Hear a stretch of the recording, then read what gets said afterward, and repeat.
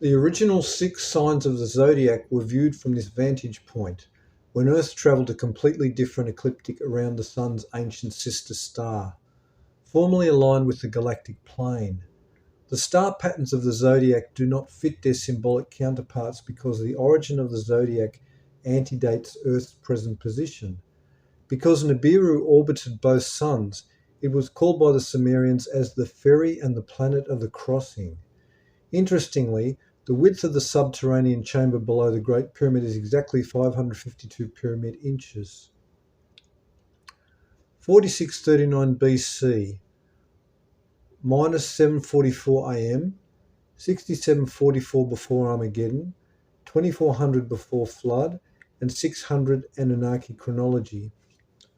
The Eternal One permitted the Annunaki access to the records of heaven, known also as the Tablets of Destinies or Tables of Heaven, archives concerning ancient heaven and the annals of the future, but they were admonished that they would be responsible for all they knew. The wise among the angelic hosts chose obedience and life, seeking no more than what they were inspired to learn.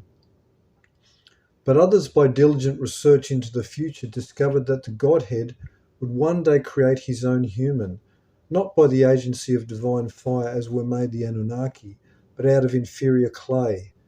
A third of the hosts of the Anunnaki took offence when they further discovered that this never newer being made of mundane materials would actually play host to the eternal spirit of the living God, that man would become repositories of the Holy Spirit, the spiritual image of God.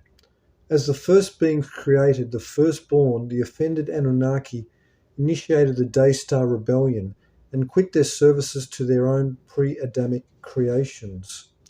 The insurgents now blasphemously required themselves to be worshipped and began teaching their creations forbidden knowledges and the sciences of hybridization, arcane secrets that were to remain only within the order of the Watchers. The Anunnaki homeworld fomented war between the planets of the Daystar. Nibiru and Earth participated in this war, but if other worlds were involved is not known. The Daystar planetary system began to lose its order, and the brilliance of the Daystar began to wane. The sophisticated civilizations built by the Anunnaki for their creations were ruined, and cities used advanced weapons against one another. As the Anunnaki readied themselves for a great war, colonies of pre-Adamites were sent out to mine materials from other planets, uninhabited and moons. It was their intent to prepare for the coming of man, so they could eliminate the threat as soon as mankind emerged.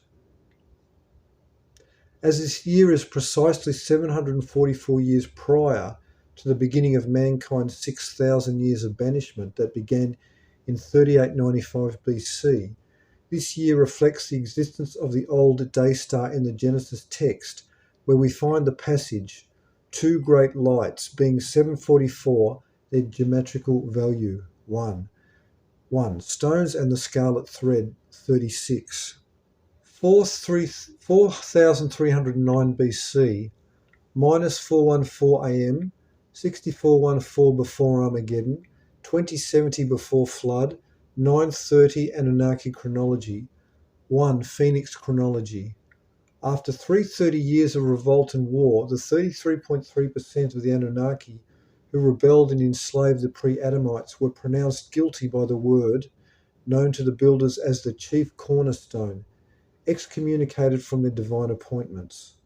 Their ranks and stations in the heavens, government of the Eternal One, were left abandoned, but their sentence was postponed. Judgment delayed and was only to be executed once the number of their fallen positions were filled by those they sought to unjustly slay, mankind. The Daystar went out, the luminary becoming dark after exploding and folding in on itself as a compressed star or frozen star. In astronomical parlance, it became a dark star. Those planets nearest it were obliterated and have since filled the Kuiper belt with detritus, the origin of those mysterious anomalies of rock and ice and dust we call comets.